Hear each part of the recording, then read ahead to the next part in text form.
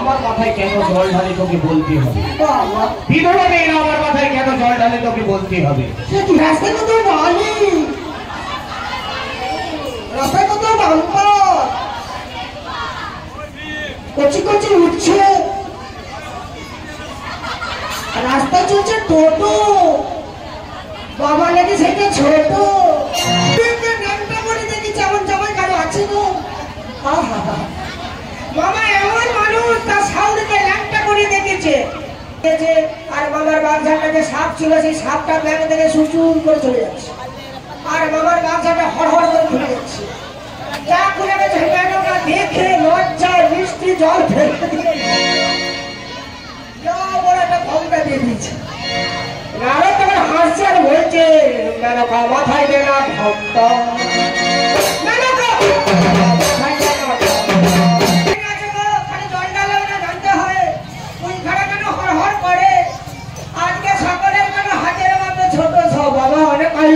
বলবো না, তবে যাওয়ার আগে একবার করবো জমে যাবো।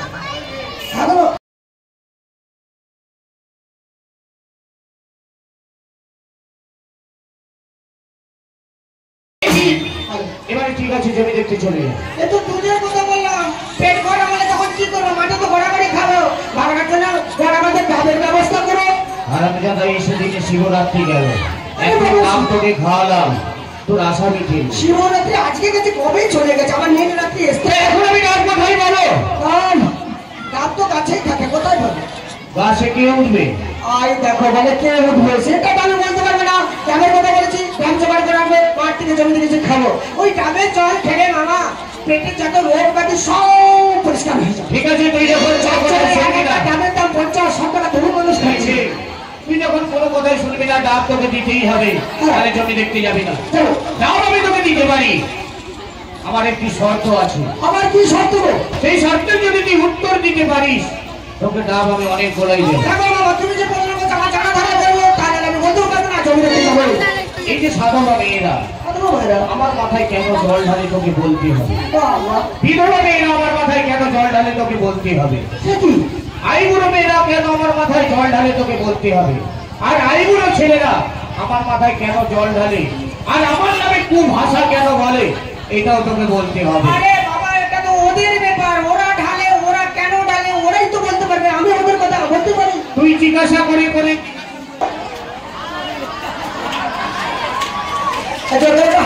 ভালো লাগে। এবারে কি বল? আমি জিজ্ঞাসা করেছি, এখানে অনেক মা মাসিরা আছে, বোনেরা আছে, ভাই বোনেরা সবাই আছে। মামা এমন একটা প্রশ্ন করেছি, কি করে বলি বলো তো? তোমরা কেন মন্দিরে জল ঢালতে যাও? শিবরাত্রি, নীলরাত্রি, এমনকি তারকেশ্বরও অনেকে জল ঢালতে যায়। তো আপনাদের কথা আমি কি করে বলবো? আপনারা তো জল ঢালতে যান, নিশ্চয়ই ঢালছেন। শিবরাত্রিতে ঢেলেছেন, নীলরাত্রি আছে তাতেও ঢালবেন, শ্রাবণ মাসে তারকেশ্বরও যাবে ঢালতে। তো আপনারা সবাই জল ঢালতে যান তো? সবাই জল ঢালেন, বাবার কথা সবাই জল ঢালেন। তো জল নিয়ে যান, ওই যে শিবরাত্রিতে ঢেলে ফেলেছেন, এবার নীল রাত্রিতে ঢালবে। তো জলটা সব কোথায় যে ঢালবে? তুই কে রে? বলে বাবার মাথায় ঢাল। হ্যাঁ, জল কোথায় ঢালবে? হ্যাঁ, আর মাসিমা বলে লিঙ্গে ঢালতে হবে। ও মাই কি কথা বল, লিঙ্গে, শিবলিঙ্গ। ওই যে কালে একটা লোড়ার মতো, তাতে একটা বেড়ি দিয়ে আছে। হ্যাঁ, আমার বাবা মামি ছড়া থাকে না, দুজনে একসাথে আছে। হ্যাঁ গো, ওই যে লড়াটার মতো না, তার সাথে বেড়িটা, ওইটা সংযোগ করে মামা মামি একসঙ্গে আছে। ওইটা হচ্ছে শিবলিঙ্গ, ওতেই সবাই জল ঢালে, সবাই জল ঢালে। দ্বাদশ লিঙ্গ কোথায় আছে জানো? 12টা লিঙ্গ কোথায় আছে? কোথায়? দক্ষিণেশ্বর জেলা 12টা শিবলিঙ্গ আছে। যাই বাবা, তোমার যখন প্রশ্ন করেছো আমি বলবে, আগে করে বলবো, ওনাদের মনে কথা আমি টেনে টেনে বলবো। জয় জয় জয় জয় ভোলানাথ জয়, আরে জয় জয় জয় জয় শঙ্কর জয়।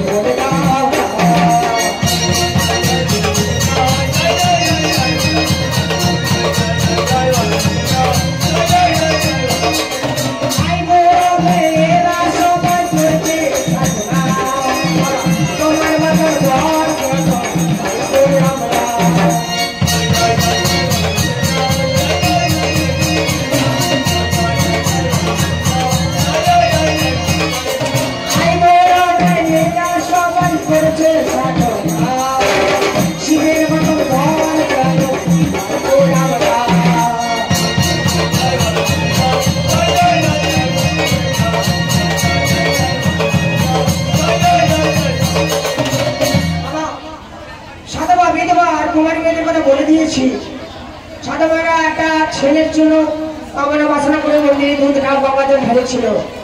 যদি বলা যে আমাদেরকে ছেলে হয়নি, হয়েছে সব মেয়ে হয়েছে। একটা পেটে ছেলের আশা করতে করতে অনেক মায়েদের না 6টা 7টা 8টা 9টা করে সব মেয়ে হয়েছে। তাই একটা মেয়েটা ছেলের জন্য তাই ওই মন্দিরে যে সাদা মায়ের খাওয়ানো বাসনা করেছিল। আর বিধবা না তাদের মানে বড় কষ্ট বড় দুঃখ, যার স্বামী বলছে তার জীবনে আর কিছু থাকে না, সে খালি বাবার মধ্যে মাথা করছে, বলছে বাবা তুলে নাও, সরকে তুলে নাও, তুলে নাও। আর কুমারী মেয়েদের তারা সাধনা করছে, বাবা মাতাল হোক, মাত করে হোক, জুয়া করে হোক, যাই হোক, একটা যেন তোমার মতন ঘর ভাই। কেন পার্বতী যদি সে ঘর করতে পারে, গাঁজা ঘর কিনবে, তোমরা পারবে না? তাই ওরা কামনা করছে বাবা ভোলা না তোমাদের একটা স্বামী ভাই। এই রে সব তো বুঝতে পেলাম, কিন্তু আইপুরো ছেলেটা আমার আইপুরো ছেলেটা বড় ঠিকরে ছেলে গো।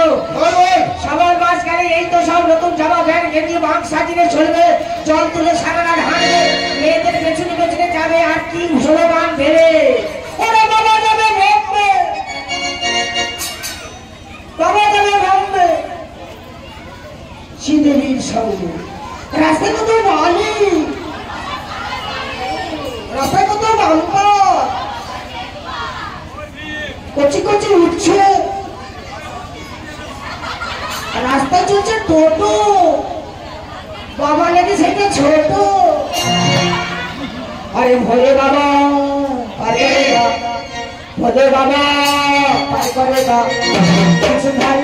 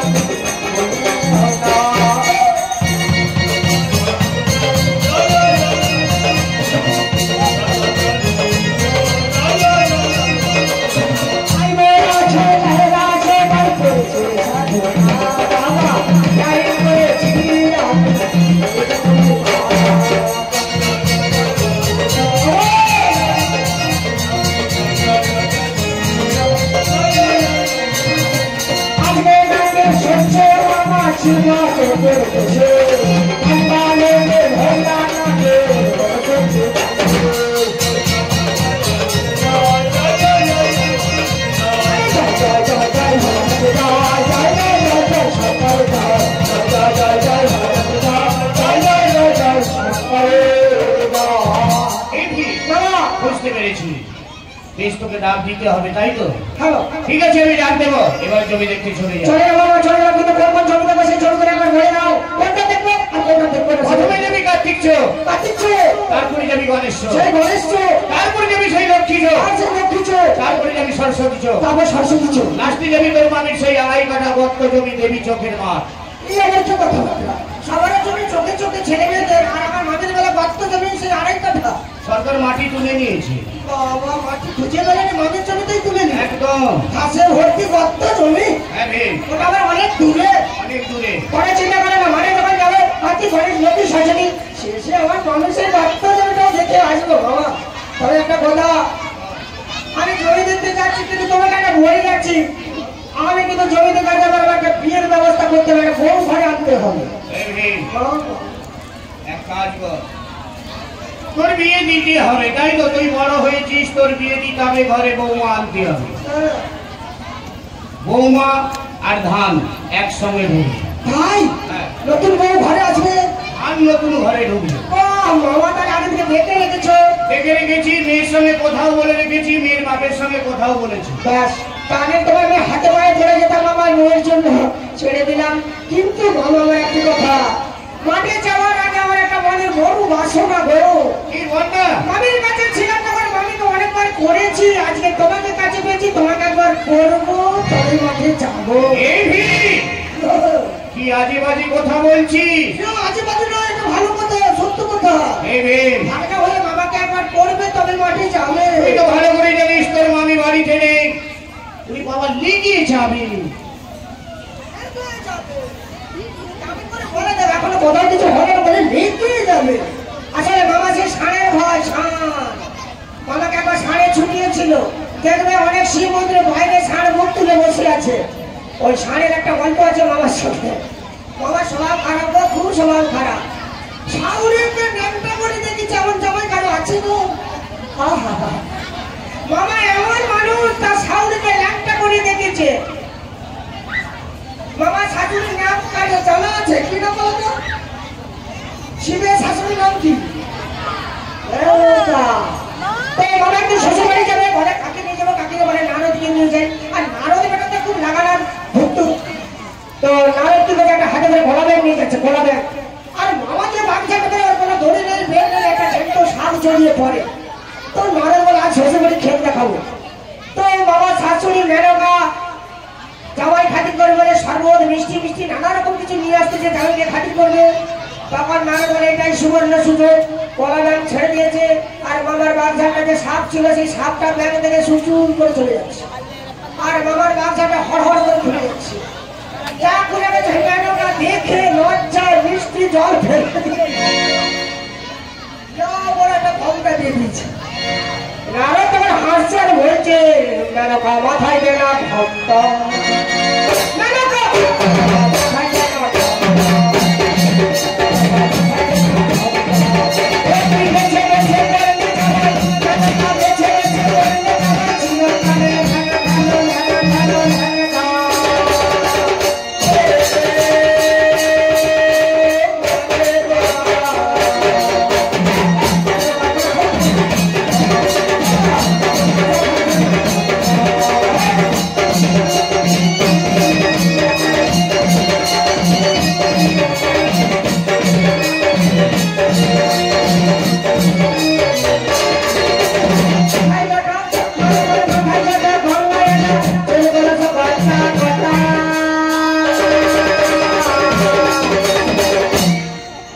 মাথায় দেনা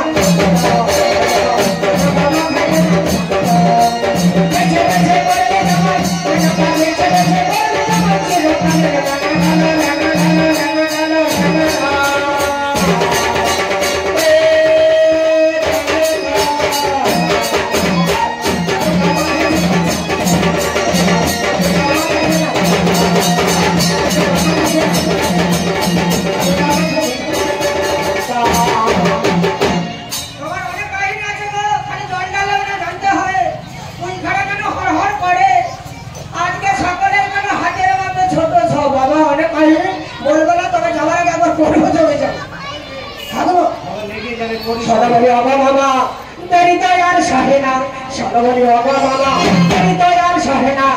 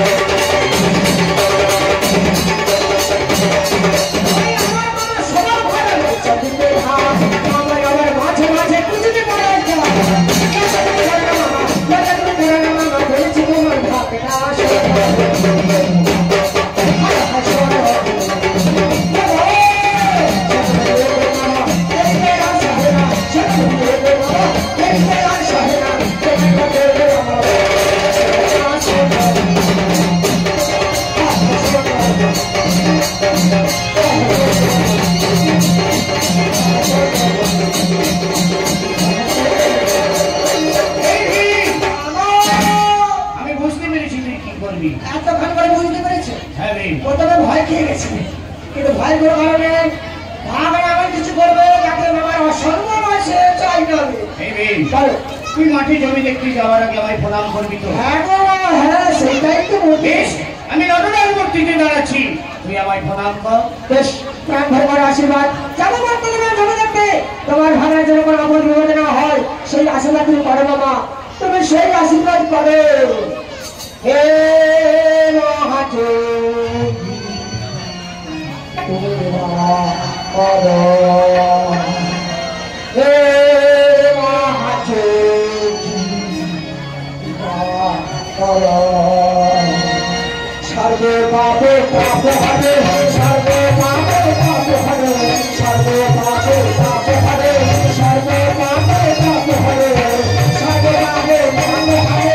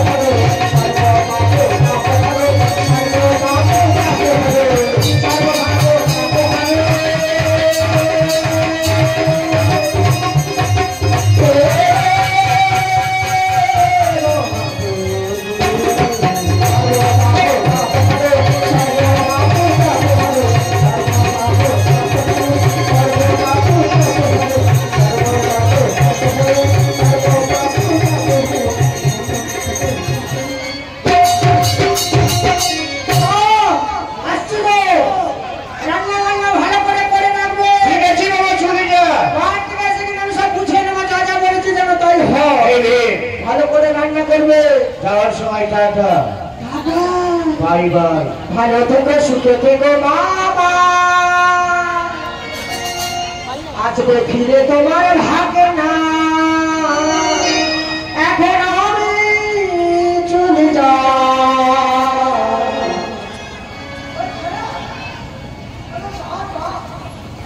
আরে টাটা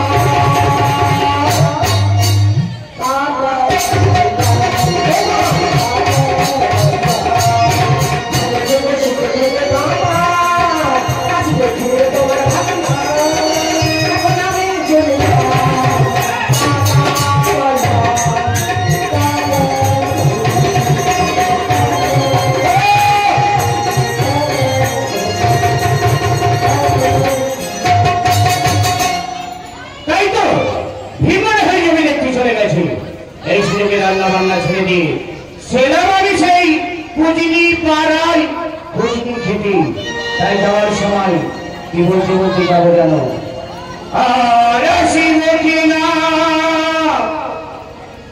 এই গ্রামেতে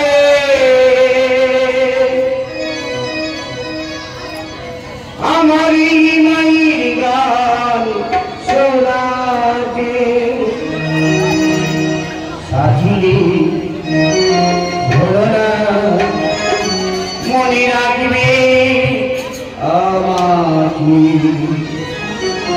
বন্ধুরি মনে রাখবে আমাকে আর চিরদিন এই ভাবেতে আমারই মায়ের গান শোনাতে আর চিরদিন এই ভাবেতে আমারই মায়ের গান শোনাতে মনে রাখবে